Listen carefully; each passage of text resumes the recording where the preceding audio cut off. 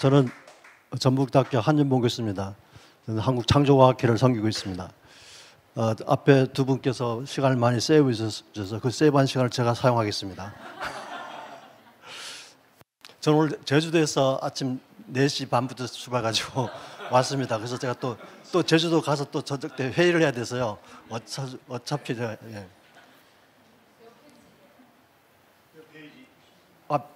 페이지 안 보셔도 됩니다. 이거 보시면 됩니다. 지금 교회마다 다음 세대들이 있기 때문에 목사님들마다 다음 세대를 걱정하시잖아요. 근데 대책이 무엇입니까? 하고 물어보면은 마땅한 대책이 없는 것 같더라고요. 그 이유는 왜 다음 세대들이 교회를 떠난 그 원인을 잘 분석이 안 됐기 때문이라고 생각합니다. 기독교 철학가 제이피 모어랜드는 이런 얘기 있습니다. 과학주의와 이와 관련된 문제들을 우리가 제대로 다루지 못한 까닭에 젊은이들이 교회를 떠났다. 그럼 어떻게 해야 될까? 기독교인들은 자기가 믿는 내용만이 아니라 믿어야 하는 이유도 알아야 한다. 여기에는 특별히 과학주의를 폭로하고 격파하며 과학과 성경을 연관짓는 문제를 다루는 일이 포함된다. 다음 세대들은요, 왜요가 해결이 안 되면 움직이질 않습니다. 왜요? 우리가 왜 예수를 믿어야 되는지, 왜 하나님을 믿어야 되는지, 왜 기적을 믿어야 되는지, 이 왜요가 해결되지 않으면 다음 세대들은요, 하나님 말씀을 믿지 않습니다. 이 시대에 성경의 권위가 무시되고 있고, 따라서 유신진화론과 성경 비평진학이 정말 유행처럼 번지고 있는데 그 이유가 뭘까요? 첫 번째는 과학주의 때문입니다. 지성인들 사이에 유행하는 세계관 철학이거든요. 그렇다면 이 과학주의에는 과학에 대한 오해와 편견도로 들어있습니다, 사실은. 그리고 또 다른 큰 이유는 학교에서 과학성을 배우는 진화론과 빅뱅 우주론은 과학적 사실이라는 믿음, 이건 신념입니다. 이런 믿음 때문에 오래된 지구, 오래된 우주를 주장하게 됩니다. 또 한 가지는 창세기가 고대 근동의 우주관으로 기록했기 때문에 기록된 점 믿으면 안 된다는 거죠. 그래서 비판할 수 있다는 겁니다. 또 한 가지는 창조전의 하루 요미, 우리 시대가 24살 하루가 아니고 긴 시대로 해석하면서 하나님의 시간으로 해석해야 할 수 있기 때문에 또 성경을 비판할 수 있다 그러는 거죠. 그래서 저는 유신진화론과 성경 비판학은 지적 교만이 만들어내는 결과라고 생각합니다. 이 유신진화론과 성경 비평신학을 하신 분들을 얘기 들어보면 하나님 말씀을 자랑하는 게 아니고 자기 지식만을 자랑하더라고요. 여러분 한번 생각해 봅시다. 과학이 과연 기원의 문제를 풀 수 있을까라는 겁니다. 우리가 얘기하는 과학은 일반적으로 자연과학을 얘기합니다. 여러분 자연과학의 정의가 무엇인지 아십니까? 같이 읽겠습니다. 자연 속에 숨겨진 비밀들을 찾아내어 실험적으로 밝힌 것. 이게 자연과학의 심플한 정의입니다. 이 세상의 모든 것들은 생명이 있거나 모든 것은 고유한 특성들, 즉 비밀들을 갖고 있고 이 피조세가 움직이는 원리가 있습니다. 그게 전부 다 비밀들이거든요. 그 비밀들을 찾아내기 위해서 과학자들이 밤새 연구하는 겁니다. 이 자연과학의 대표적인 세 개가 있는데 여러분이 잘 알고 있는 물리화학 생물입니다. 그럼 물리화학 생물이 무엇인가? 물리화학 생물을 연구하면 과연 기원의 문제를 풀 수 있을까를 우리가 확인해 봐야 되겠죠? 물리는 물질, 에너지, 힘이 어떻게 자연에서 작동하는지 그 작동 원리를 연구하는 학문입니다. 화학은 무엇입니까? 모든 물질이 원자, 분자로 되어 있거든요. 원자, 분자들이 어떻게 작용하고 반응하는지를 이렇게 연구하는 학문이 또 화학입니다. 생물은 여러분 아시다시피 모든 생명체가 생명현상이 일어나고 있는데 그 생명현상들이 어떻게 일어나고 작동하는지 하는 그 연구를 하는 겁니다. 따라서 자연과학을 한 문장으로 정리하면 어떻게 정리할 수 있는지 아십니까?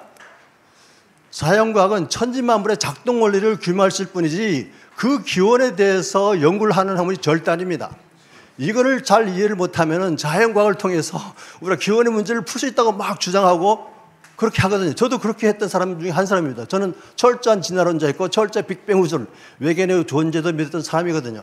근데 제가 하나님의 은혜로 미국에서 학위를 마치고 한국에 귀국하기 정확하게 10달 전에 제가 예수님을 영접했습니다. 그 전까지 철저한 진화론자였고 철저한 빅뱅 우주론, 외계인의 존재도 믿었던 사람입니다. 그러면 창조과학이 무엇일까요? 여러분 창조과학에 대해서 여러분 많이 들어보셨죠? 오해도 많을 겁니다. 그렇죠? 예. 이 창조과학은 1981년도에 그 CCC를 창립한 고 김준건 목사님하고 그리고 고 김영길 총장님이 1981년 1월 30일 날 창립한 학회입니다. 왜 이걸 창립하셨냐면은 진화론으로부터 성경 말씀의 권위를 지키고 교회를 지키고 다음 세대를 지키기 위해서 이걸 만들어졌습니다. 그래서 창립된 지 올해가 벌써 43년째입니다. 그래서 창조과학회는 43년 동안 성경의 권위와 무엇을 지키면서 교회를 지키고 다음 세대를 회복하기 위해서 고군분투해 왔습니다. 그래서 이번에 성수협의 만들면서 우리가 얼마나 큰 힘이 되는지 아십니까? 뭐 많은 우군들이 생겼잖아요. 그렇죠? 그래서 너무 감사하고 일 앞장에서 하신 우리 조영길 장로님께서 저한테 연락을 주실 때 저는 너무 감사했어요. 너무 감사해서 예, 순종하겠습니다.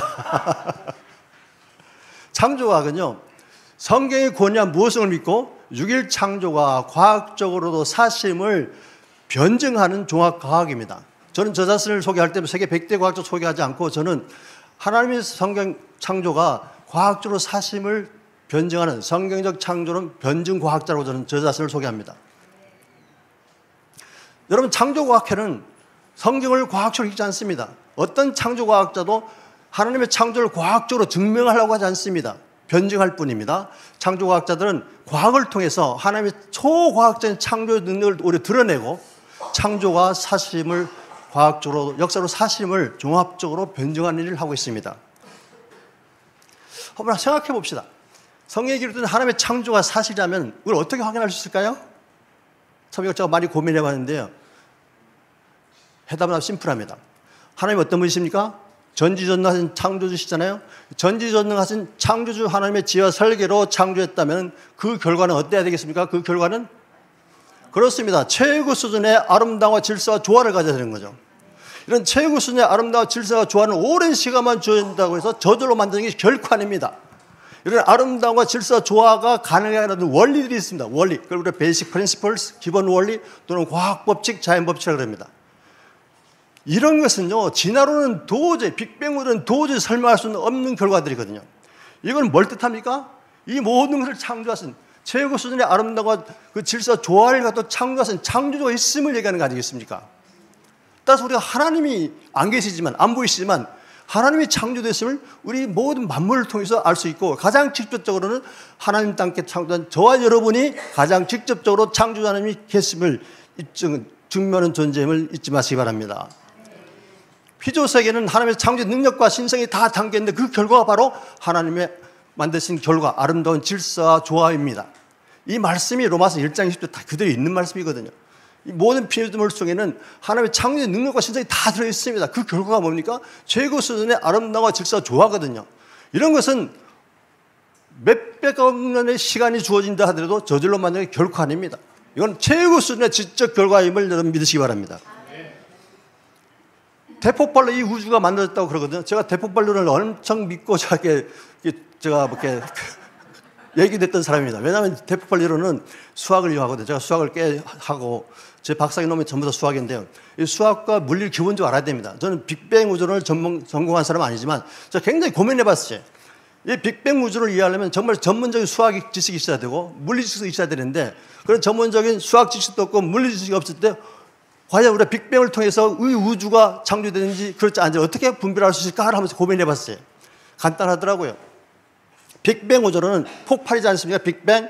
이건 폭발에 대한 상식과 사실에 맞는지를 확인해 보면 되겠죠. 폭발 물질은요, 스스로 존재하지 않으며 원인 없는 폭발은 결코 일어나지 않습니다. 빅뱅 우주론인데 왜 빅뱅이 일어나는지 결코 설명하지 못합니다.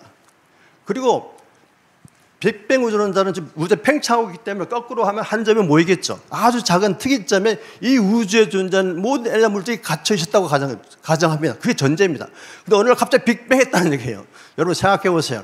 어떤 과학자도 이 우주에 존재하고 있는 엘리트 물질 총량이 얼마인지 아무도 모릅니다. 그리고 어떤 과학 기술로도 그 우주의 모든 엘리트 물질을 조그만 점, 눈에 보이지 않는 특이점에 가둬둘 수 있는 어떤 기술도 능력이 없습니다. 물리적으로 불가능한 얘기죠. 그 다음 또 우리가 알고 있는 상식이 뭡니까? 폭발은 종류와 크기에 상관없이 그 결과는 항상 무질서고 파괴 외에 어떤 목적성도 가질 수가 없습니다. 또 한 가지 폭발에 대한 기본적인 상식이 뭡니까? 폭발로 생긴 무질서는 아무리 엄청난 천문학적인 오랜 시간이 주어진다 하더라도 질서로 발전하는 일은 죽었다 깨나도 안 일어납니다. 그런데 이걸 사실을 막 믿고 있거든요. 저도 이렇게 믿었던 사람입니다. 제가. 근데 지금 안 믿죠. 학교에서는 과학선의 빅뱅 우주론만 유일한 우주 기원으로 가르치고 있지만 여기 보시는 것처럼 다양한 우주론도 있고요. 빅뱅, 구팽창 빅뱅 이론의 발전에 기여했던 빅뱅 우주 전문가들이 이 세 분이 대표적인데 다 지금 부정하고 다른 우주론을 주장하고 있습니다. 이게 뭘 뜻하는 겁니까? 이렇게 많은 우주론이 있다는 뭘 뜻하는 겁니까? 우주에서 아는 게 있다 없다? 없다는 얘기입니다. 없다는 얘기. 여러분 속지 마십시오 제발. 2021년도 12월 25일 크리스마스 날에 나사에서 제임스 웹 우주 망원경을 발사했습니다. 그 결과들이 이제 한 1년 지나니까 들어오기 시작했는데 작년 2월 달에 네이처지에 그 결과가 이제 보고됐습니다. 그게 보고되는 전 세계적으로 그 내용들이 이제 언론을 타고 보도됐는데 이게 MBC에서 제가 딴 겁니다. 헤드라인이 뭡니까? 초기 우주, 믿었던 것보다 훨씬 큰 초기 우주들이 발견됐다는 얘기입니다. 완전한 형태, 은하들이며 먼 우주, 초기 우주에서 관측된데 이 먼 초기 우주는 빅뱅 바로 직후이기 때문에 이렇게 완전한 형태의 은하들이 발견되면 안 됩니다. 또 무거운 원소들로 되어 있는 별이 은하들이 발견되면 안 되거든요. 그게 관측됐다는 거예요. 따라서 전체 물리학 교과서를 다시 써야 할 것이라고 이렇게 보도했습니다. 여러분 빅뱅이 믿으시겠습니까? 저는 믿었던 사람입니다. 또 한 가지, 과연 모세가 고세 근동지방의 우주 안으로 성경을 기록했을까를 우리가 확인해 봐야 되겠죠. 죄송합니다. 물 좀 맞아야겠어요.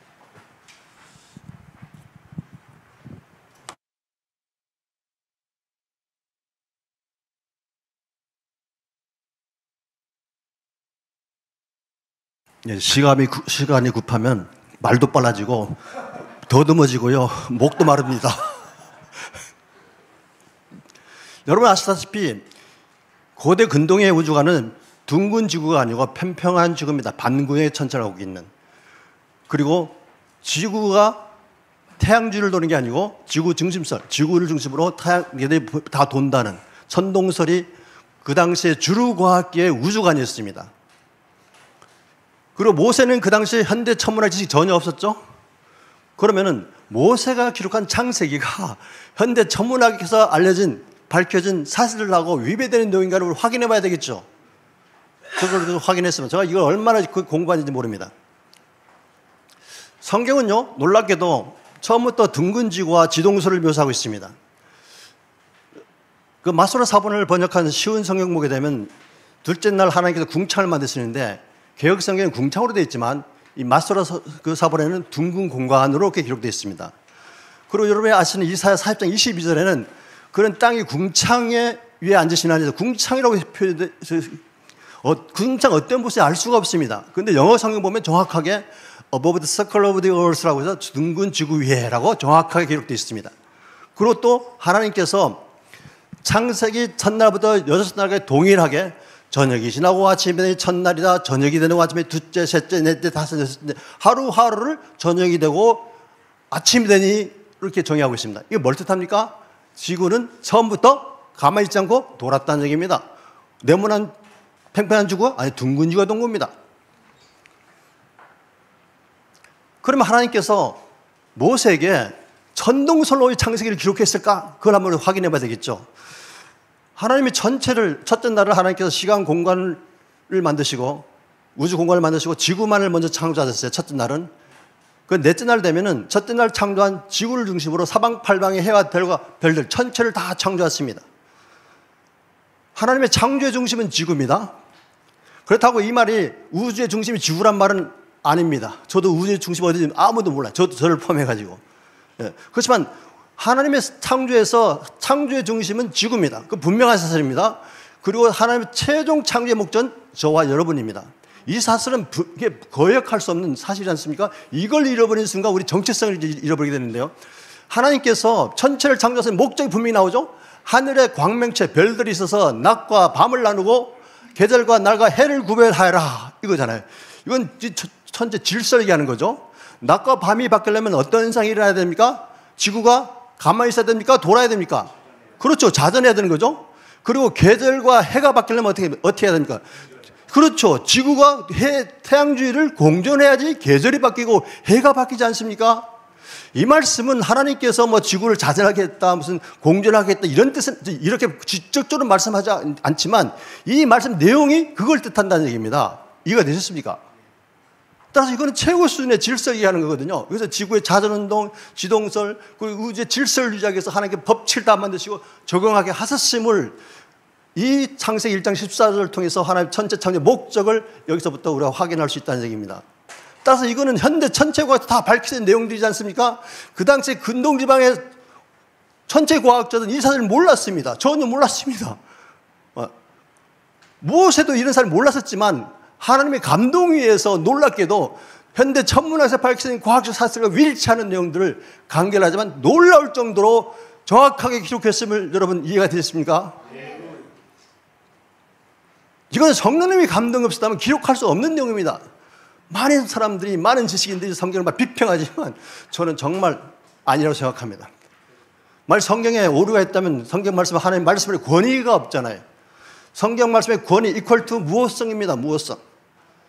하나님 모든 성경은 성령의 감동이 있었기 때문에 틀림이 없는 거고 성령의 감동이 있었기 때문에 신적 권위가 있는 거 아닙니까? 따라서 성경은 비평 대상이 될 수 없는 겁니다. 그런데 안타깝게도 오늘날 신학교에서 많은 지성인 크리스찬들이 성경을 마음대로 막 비평하거든요. 참 엄청난 지적 교만입니다. 엄청난 지적 교만. 하나님의 말씀을 자랑하는 게 아니고 자기 지식만 막 자랑하는 거예요. 그리고 창조전의 하루는 몇 시간인가 한번 보겠습니다. 짧은 시간에 하려니까 되게 정말 급하네요. 예, 요거 한 5분만 더 쓰겠습니다. 창조전의 하루를 우리가 이해하려면 하루에 대한 정의를 알아야 됩니다. 여러분, 하루에 대한 정의가 무엇입니까? 물어보면 태양을 먼저 생각하시는 분이 있을 것 같은데 태양이 아닙니다. 하루에 대한 과학적 정의는 지구의 자전입니다. 24시간 걸립니다. 그리고 하루에 대한 성경적 정의는 뭡니까? 저녁이 되고 아침이 되니. 이건 창조된 순간부터 지구가 자전하기 시작했다는 얘기입니다. 그렇죠? 따라서 하루에 대한 과학적 정의와 성경적 정의가 정확하게 일치합니다. 따라서 여러분 성경의 창세기에 나오는 하루를 24시간 하루로 이해하는데 조금도 과학적으로 주저할 필요가 없다는 게 저 과학자의 입장입니다. 하나님은 또한 욥의 해석을 막기 위해서, 혼란을 막기 위해서 첫째 날부터 여섯 날까지 동일하게 저녁이 되고 아침에 첫째 저녁이 되고 맨 날마다 저녁이 되고 아침에다 형용사들을 다 붙여놨어요. 만약 이게 이 말씀이 없다면 하나님의 창조하시고 첫째 날이라 이거 둘째 날이라 이거 셋째 날이라 이렇게 쓸 수도 있잖아요. 근데 굳이 왜 저녁이 되고 아침에 이걸 붙였냐고 해요. 이건 뭘 뜻합니까? 혼란을 막기 위해서. 그 하루 요 앞에 저녁이 되고 아침에 형용사를 붙으면 정확하게 24시간 하루입니다. 24시간 하루. 그리고 첫째, 둘째, 셋째 기수가 붙어도 이건 전부 다 서수가 붙어도 24시간을 뜻하고요. 근데 많은 신학자들이 욥을 하나님의 시간으로 해석해야 된다고 주장합니다. 그 성경가 베드로후서 3장이죠. 8절. 천년이 하루 같고 하루가 천년 같다. 이거 비슷한 말이 모세의 기도문 90편에 있더라고요. 시편 90편에. 천년이 지나간 어제 같고 한밤중에 찰나 같습니다. 이런 말씀이 있습니다. 이거는요, equal to가 아니고 like면 like, 비유, 같다. equal to가 동등하다는 게 아닙니다. 이거야말로 비유적인 표현인데 이걸 막 문자적으로 해석해요. 유시진야로 나와 비평 신학하시는 분들이. 그분들은 저를 보고 막 문자주의라고 막 공격하거든요. 저는 절대 문자주의는 안 해요. 하나님의 말씀대로 묻는 것 뿐이죠. 이건 비유적 표현입니다. 그리고 시간을 창조한 하나님은 시간의 구속을 받으신 분이 아닙니다. 그럼 우리가 하나님의 시간으로 이렇게 해석해야 한다고 주장하는데 되게 고민 많이 했습니다. 과연 이게 우리가 어떻게 변증해야 될까? 여러분, 우리가 시간을 다 사용하고 있잖아요. 물리학자들, 과학자들 얼마나 시간이 중요한지 모릅니다. 그런데 분명한 중요한 사실이 뭔지 아십니까? 어떤 과학자도 어떤 물리학자도 시간이 무엇인지를 정확히 정의할 수 있는 과학자 단 한 명도 없습니다. 시간이 직선적으로 흐른다. 그거를 이해하지만 어떤 과학자도 어떤 철학도 정확하게 시간이 무엇인가를 정의할 수 있는 사람은 없습니다. 그러면 우리가 사용하는 시간도 정의 못하는데 우리가 어떻게 시간을 창조해서 하나님의 시간을 정의할 수 있습니까, 여러분? 여러분, 하나님의 시간을 정의할 수 있습니까? 누구라도 할 수 있습니까? 할 수 있다면 그분이 하나님입니다. 여러분, 하나님의 시간을 정의할 수 없으면 어떤 문제가 생길까요? 하나님의 시간 길이를 특정할 수가 없습니다. 이게 하루 24시간인지 아니면 한 달인지 100년인지 100억 년인지 시간 길이를 특정할 수 없다는 얘기입니다. 그렇습니다. 그러면 하나님의 시간기를 특정할 수 없으면 그다음 어떤 문제가 생기겠습니까? 안식일 계명을 지킬 수가 없습니다. 안식일 계명을 지킬 수가 없어. 예를 들어서 1000년이 하루라고 하면 가정해 봅시다. 그러면 안식일 계명을 지키기 위해서는 6000년 동안 쉬지도 않고 일만 해야 돼요. 그렇게 살아남을 사람이 있습니까, 여러분? 기계도 그렇게 못합니다. 그리고 안식하기 위해서 1000년 아무것도 안 하고 쉬어야 되고, 이게 말이 됩니까? 논리적으로, 과학적으로? 저는 도저히 이해가 안 되는 거예요. 그리고 성경은 하나님을 위한 책입니까? 우리를 위해서 주신 책입니까? 그렇죠. 성경이 하나님의 책이라면 우리 하나님의 시간을 해석해야 될 겁니다. 그렇지만 성경이 분명하게 저희를 위해서 주신 하나님의 말씀이잖아요. 그래서 우리 사람 중심으로 그 성경에 기록된 시간들을 해석하는 것이 맞지 않겠습니까? 저는 그렇게 해석해야 된다고 제가 제 신앙 안에서 고백하는 과학자입니다. 24시간 하루와 안식일에 대한 과학적 증거가 무엇이냐? 하나님은 사실은 안식일이 필요 없는 분이시잖아요. 근데 안식하셨어요. 왜 안식하셨습니까? 분명히 말씀하시죠, 모세에게. 내가 직접 말씀하시잖아요. 내가 6일 동안 창조하고 7째 날 쉬었으니까 너희도 그렇게 하라고. 직접 말씀하십니다. 창조하신 걸 기억하고, 그렇죠?